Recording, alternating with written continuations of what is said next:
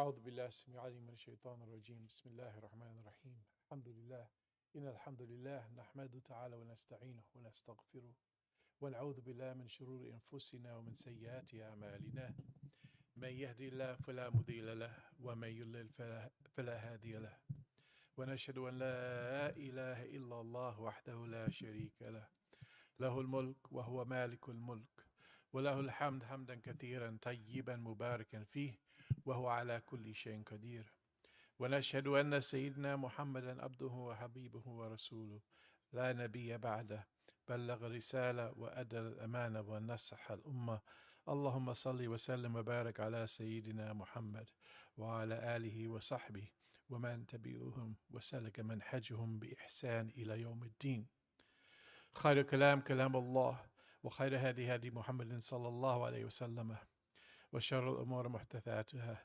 فكل محدثة بدعة وكل بدعة ضلالة وكل ضلالة في النار رضيت بالله ربا وبالإسلام دينا وبمحمد صلى الله عليه وسلم نبيا ورسولا وبقرآن كتابا وكفرنا بكل طواغيت على الأرض فمن يكفر بالطاغوت ويؤمن بالله فقد استمسك بالعروة الوثقى لا انفصام لها والله سميع عليم وأما بعد قال حق تبارك وتعالى في القرآن المجيد بعد أعوذ بالله من الشيطان الرجيم بسم الله الرحمن الرحيم يا أيها الذين آمنوا اتقوا الله يا أيها الذين آمنوا اتقوا الله حق تقاته ولا تموتن إلا وأنتم مسلمون واعتصموا بحبل الله جميعا ولا تفرقوا.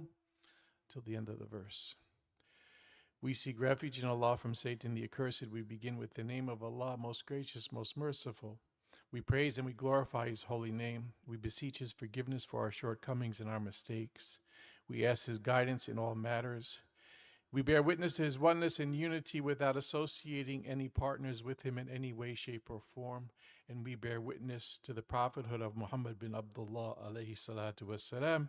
May the choices of peace and salutations be upon him, his purified family, his righteous companions, and all those who follow in his footsteps until the day of judgment. As to that which follows, Allah subhanahu wa ta'ala reminds us in His holy book, O you who believe, be conscious of Allah as you should, and dare not leave this world, except as those who have willingly and conscientiously engaged in loving surrender to Allah subhanahu wa ta'ala alone, those who are Muslims in word and deed. And in the next part of the verse, Allah subhanahu wa ta'ala gives us a clear plan as to how that is to be accomplished. How do we leave this world as those who engage in loving surrender to Allah alone, willingly and conscientiously? And that is by holding together as a group, as a Jumu'ah, as a group to one another.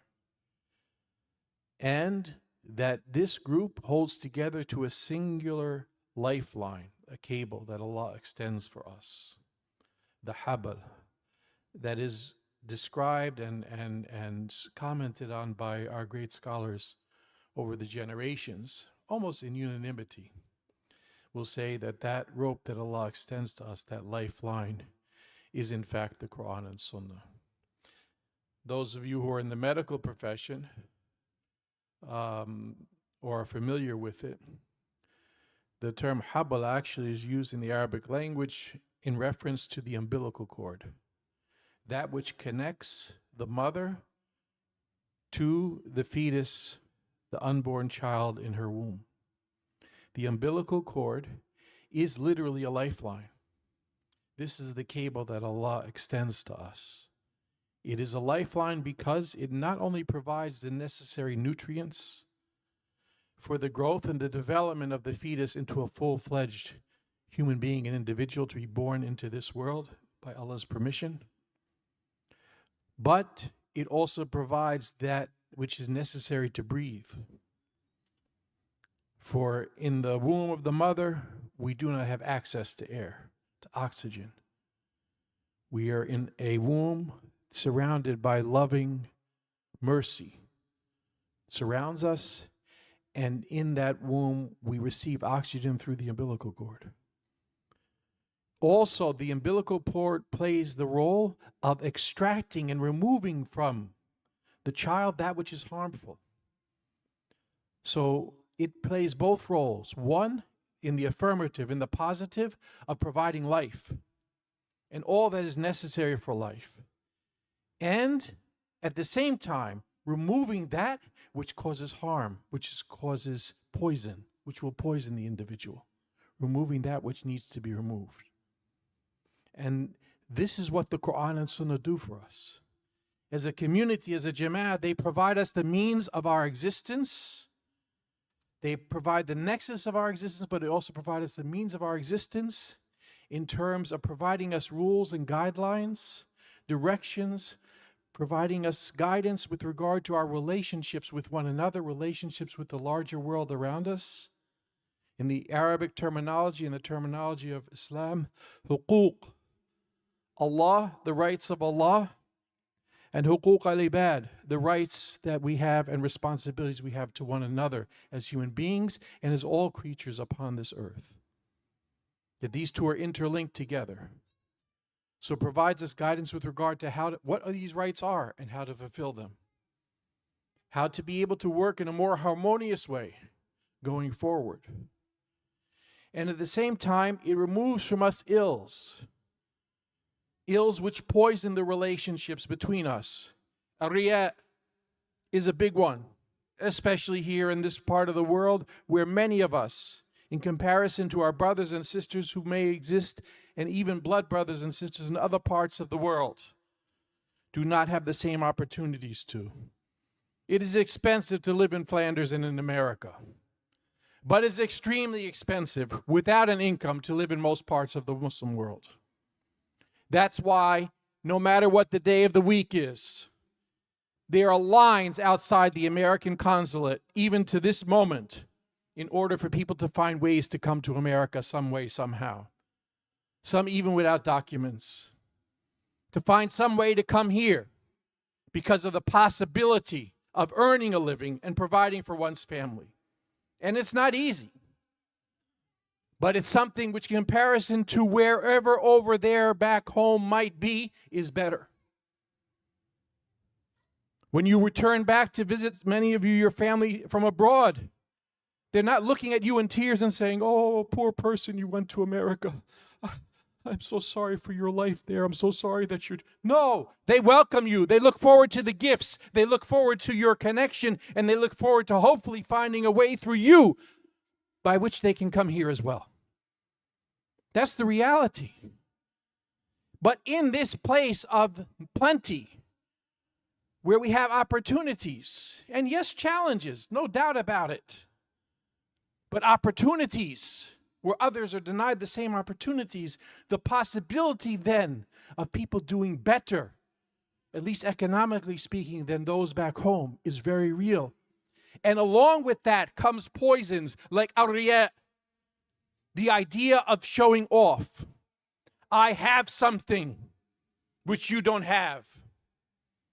I buy my Tesla not because it's useful to me and because I'm saving the environment by using electrical energy. I buy my Tesla so everybody can see that I have a Tesla and they point to me. That's riya. And riya is just a stepping stone away from shirk. It's a type of idolatry. We're worshiping not Allah, but we worship the possessions that people have. We honor the doctors in our community because they are medical professionals. I would like to think so. But in reality, we honor the doctors in our community because they make money. And I'm not against doctors, but our understanding of what it means to succeed is never married, in many cases, to the hereafter. It's only connected to this dunya. And we are blessed to have doctors amongst us who give, and many others who give whatever is they can in the sake of Allah, including in the establishment of this place. And so I encourage you to continue to give to support this institution until the day of judgment. There is no reason that you should walk by on the way out of this building and see a box that says donations to masjid and say, not for you today. There's no way that there's not something in your pocket that you can't leave in that box. For Allah pairs the idea of financial giving and worship almost every time in the Holy Quran by the words, وَأَقِيمُوا الصَّلَاةَ وَآتُوا الزَّكَاةَ.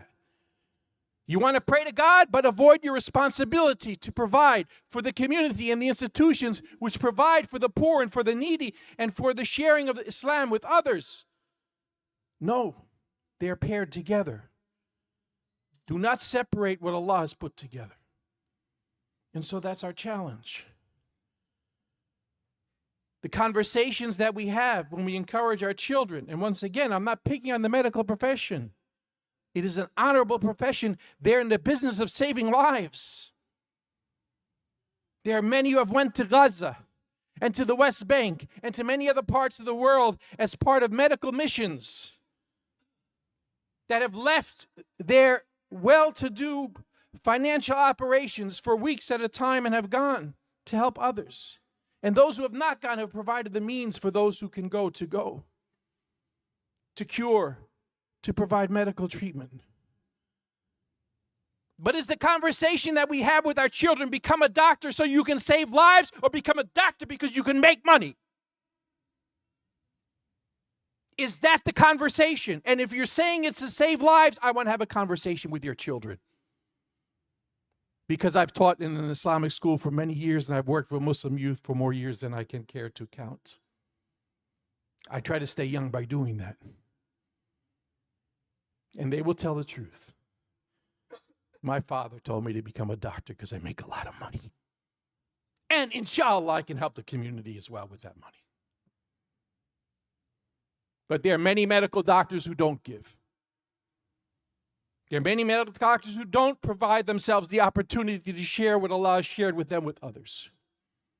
Just like there are many folks in many other professions that do the same thing. We believe that somehow this masjid came from the air and fell down on earth. And the masajid that we go to fell upon earth. No, they were built by people who struggled and strived and gave and sacrificed to establish them. Then we who use them need to maintain them. And that means that box on the door, on the way out, it doesn't say donations for masjid. It says Safit, that's my name. Donate to the masjid. This is a message from God. If your name's Muhammad or Ahmed, it says your name on it. Donate to the masjid. This is a message from God. You did your aqib salat. Now you do your atu zakat. They're paired up by Allah. We don't separate that which Allah has put together. My dear brothers and sisters, I would like to talk to you a little bit today about the topic of my khutbah, Safar al-Muzaffar. Safar is the second month of the Islamic lunar calendar, the Hijra calendar. We are in the year 1446. Now, Hijra is such a milestone in this ummah of Muhammad alayhi salatu wasalam, a critical turning point and juncture that it became, without almost thinking about it, the place and the decision when our Sahaba, those who are close to the Prophet ﷺ in his direct presence, learned from him, trained by him, developed by him, decided that they needed to have a start point for the Muslim calendar. And this was not really their doing. Because once again, while they lived in this world, they were focused on akhirah.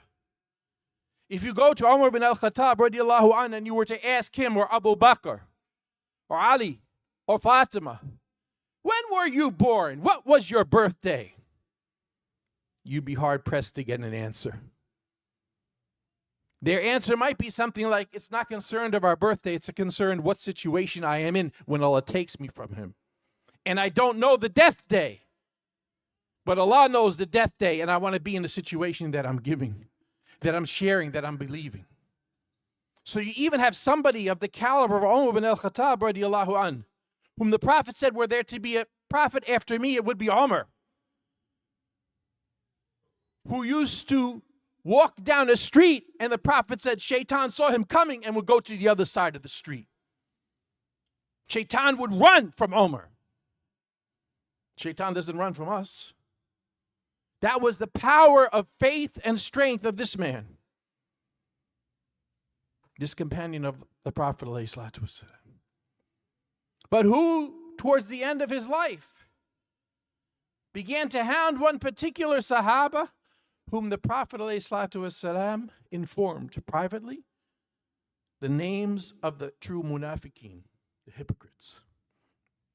Those who show that they're Muslim, but in fact are not. They try to deceive others, they try to deceive Allah. In other words, they don't carry non-Muslim names, they carry Muslim names. But their heart is not in the right place. Their heart is not serving Allah, it's serving something else other than Allah. And Allah knows these people for sure. We don't know them, but Allah knows them because Allah sees the hearts of people. And Umar radiallahu anh used to haunt this Sahaba. Go after him. Am I on the list? Am I on the list of those whom the Prophet has mentioned as a munafiq? Am I on the list? Umar radiallahu anh, with all of the blessings and all of the power and all of the history connected to him and connected to his role in Islam, he had that concern. Did I do enough to be able to meet Allah in this moment? Enough for what? For the akhirah. For Aishul akhirah, the life of the hereafter, because that is the real life. 50 years, 60 years, 70 years, may Allah give us length of life in this world to worship Him. But 90, 100, very few of us, if any of us, will make it in this room. But akhirah, khalidina fiha abada, it is a lifelong eternity of existence. It's the real investment and it's the real payoff of that investment. My dear brothers and sisters, during the month of Safar, and here's sort of the linkage between the two, there was an understanding amongst the Arabs of the Quraysh, the Arabs of Jahiliyyah, they're often referred to. And Jahiliyyah, we have to disabuse ourselves of an understanding of it. Often when we say Jahil, we mean someone who is ignorant, someone who is ummi, who is illiterate. Oh, he's Jahil. We never think of Jahil in the same sentence when we say educated person. They don't go together. But in Islamic terminology, they go together. You can be extremely educated and extremely jahil at the same time. In fact, the one who got the nomenclature or was named Abu Jahl took it as a sign of pride. Abu Jahl was the Prophet's arch enemy. He was a relative of his, but at the same time an arch enemy. And he was no idiot. He was a genius in foiling every step that the Prophet ﷺ took, the one who was guided by Allah. And his evil knew no depths. Another person, relative of the Prophet as well, understood the Arabic language fluently, and therefore the miraculous nature of the Quran didn't need to be explained to him in another language. He knew the miraculous nature of the Quran by listening to it, as did all of the Quraysh. His name was Abu Lahab. Think of this, a single man that Allah has to mention in the Holy Quran as a rival. And he was Jahil. He was a member of Jahiliyyah because despite all his knowledge and all of his abilities of persuasion and power in this world, he was ignorant of Allah and ignorant of his responsibilities to worship Allah alone.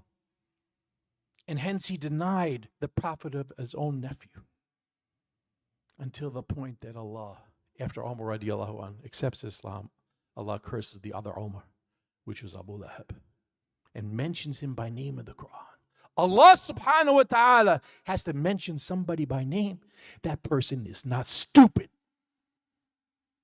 There is evil in Jahiliyyah, and there is also intelligence in it. So we have to disabuse ourselves of the term jahil and think of it as something that's ignorant. It can be an extremely educated person doing extreme evil in the world.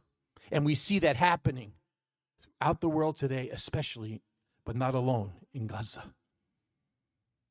Brilliant, genius people, but doing evil, unspeakable evil.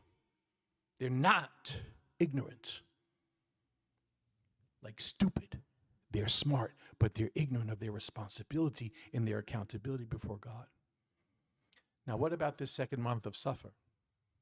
And how does this tie in? In the few minutes left, let me try to do some tie-ins. Safar is the second month of the Islamic calendar. The Arabs of Jahiliyyah used to, at some level, respect, and they did claim to follow, although they did not follow, the religion of Sayyidina Ibrahim, Hanif. They followed the religion of Sayyidina Ibrahim, but they forgot the Hanif part. They were not pure to the worship of one God. They incorporated many gods and idols into their worship with Allah. They were not ignorant, but they were very sophisticated in incorporating these idols so they became a money-making and power-making operation. You see, the more idols that they put at the Kaaba in very simple language, the more people came to visit from different tribes who were not believers, who were not Hanif, and would give libations and would give gifts to the gods, the idols in front of them, hoping to have something happen in their lives. And the next morning, those gifts would be gone, not taken up by the idols, for they neither hear nor speak or can do anything, but taken by those who maintain the idols and put it in their own pockets. And if something didn't happen according to the wishes of the person, it didn't matter. Because there was always an explanation. You didn't do good enough for the idol to accept your gift, or you didn't give it sincere enough. So just give more. And then, of course, that more would disappear into the pockets of the elite of the Quraysh and the various clans which made up the Quraysh. But they did respect, at least to a certain extent, the command of Allah because they took pride in following Sayyidina Ibrahim through Ismail, by both bloodline and by reputation. So during the months of Dhul Qa'dah, Dhul Hajjah, and Muharram, the last 2 months and the first month of the new Islamic calendar, which were known as the months of the Hajj, they did not, for the most part, engage in warring against one another, thievery, stealing, attacking each other's caravans.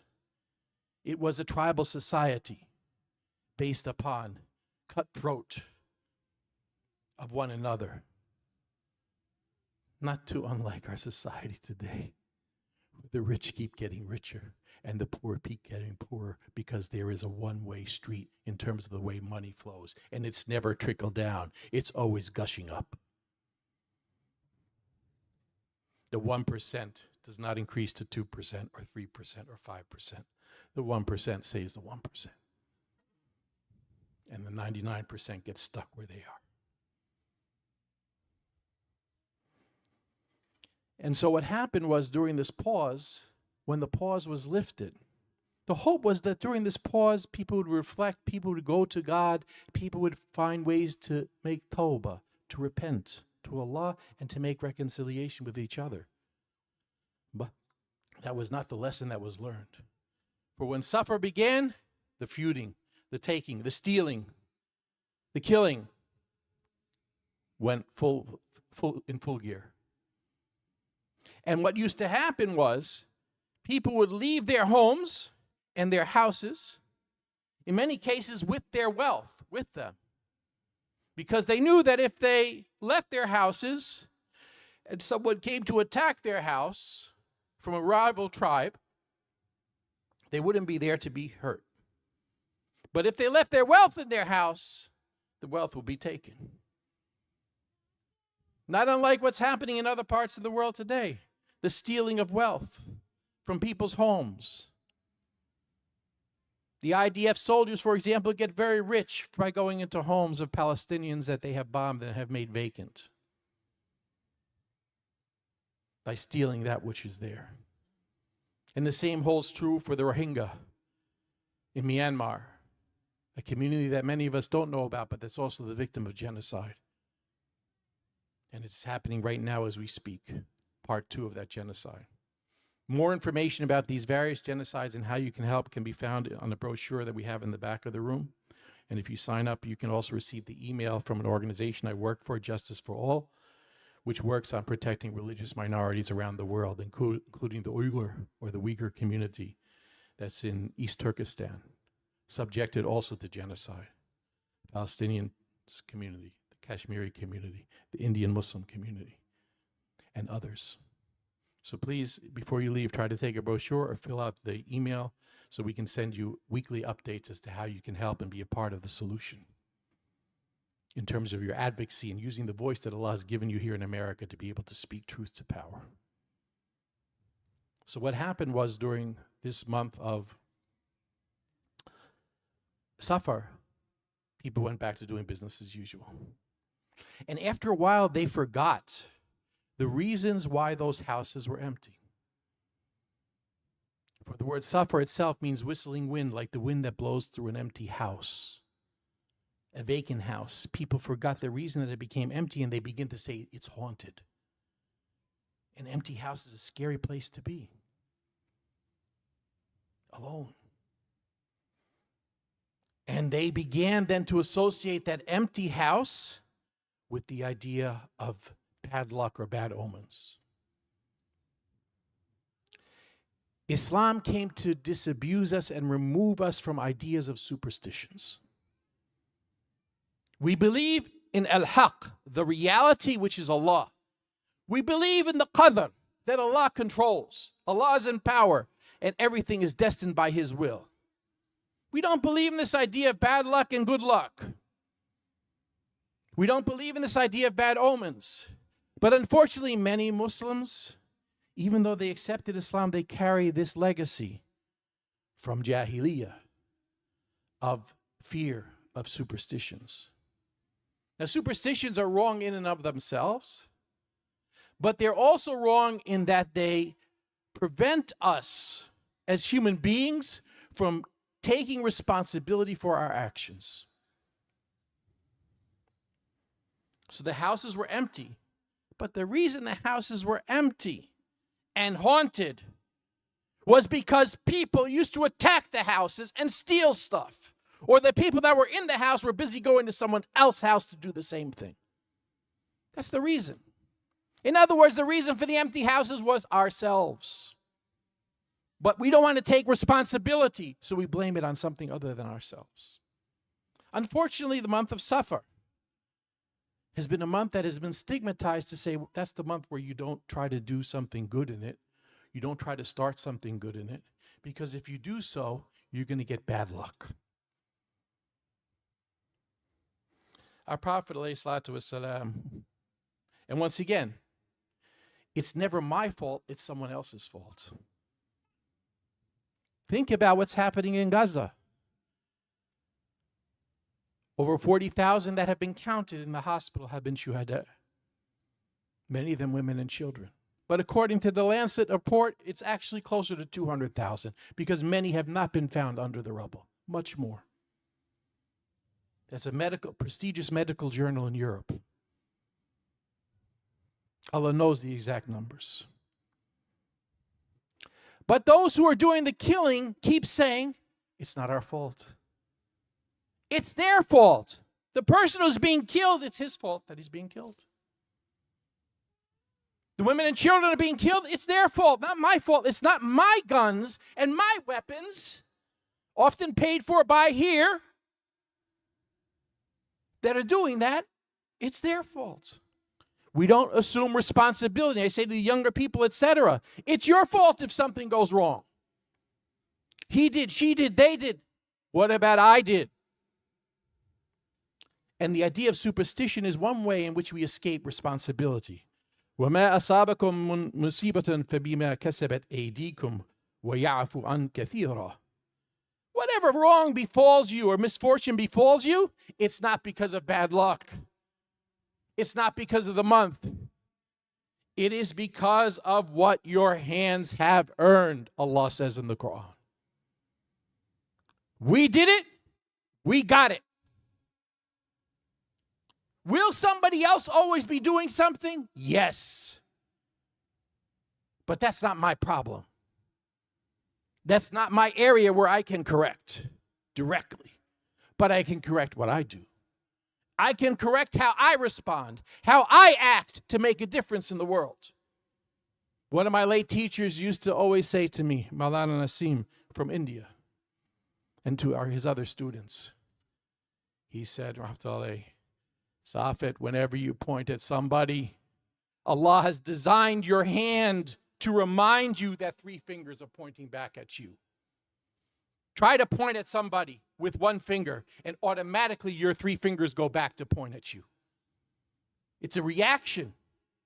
It's instinctual. I point at you, but 3 fingers point at me. I call you to account, but 3 fingers are calling me to account. We always forget these 3. We're always interested in deflecting responsibility to others. Specifically with regard to safar, and I'll sit down here, our Prophet ﷺ said, لا عدوى عدوى ولا تيارة ولا هم ولا سفر. There is no adwa. There's no transmission of contagious infectious diseases without Allah's permission. We experience COVID. It happens by Allah's permission. Nor is there any tiara, bad omen, that exists from the way in which they used to look at the bird flights.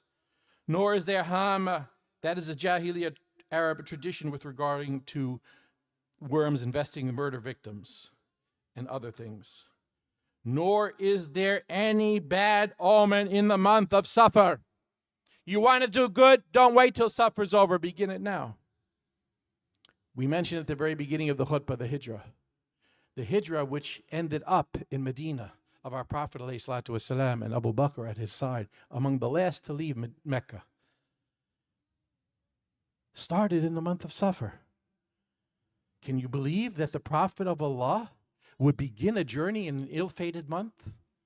In the month that is associated with bad omens? Because there is no such thing. And what about the marriage of his daughter, Fatima, about whom he said, Fatima is a piece of me. Who hurts Fatima hurts me. Most beloved of those on earth to him, and the one who joined him very closely in time after his death. He married her to Ali radiallahu an, Imam Ali ibn Abi Talib, during the month of Safar. A bad month? Many Muslims will say, I don't marry in the month of Safar, it's a bad month. But the greatest Muslim of all married his beloved daughter to Ali ibn Abi Talib during the month of Safar. And many other things took place during that month.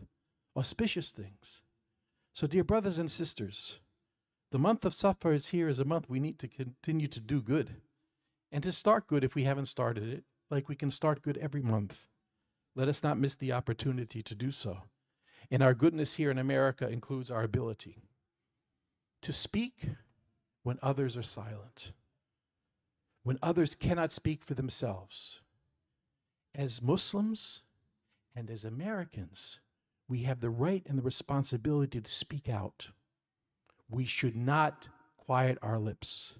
As a Muslim chaplain at a university, Drew University, not far from here, I can tell you how proud I am this past semester of the students, Muslim students and others, who stood up against the powers of administrations that were corrupted, that were telling people in the classroom, do social justice in the world, but when they started doing it on the grounds of the university in a nonviolent way, they began to crush them in very strong and vicious ways, yet they stood courageously against that. I'm very proud of those students because they dared to speak out and save not only, which is pointing to a particular situation, which was, of course, Palestine and free Palestine, but pointing to a bigger situation. And that was the protection for all Americans of our right to speak, our right to protest nonviolently, our right to take those who are in power to task if they do wrong and to call them out. Our freedom of conscience, those which are declared as sacred in our Bill of Rights, they defended. We have to help them in their defense by helping them directly, but also by using our tongues to do what they have shown us to do is right. And we have the ability to do so. We should not shirk from that responsibility. قولوا قولي هذا واستغفر الله لي ولكم.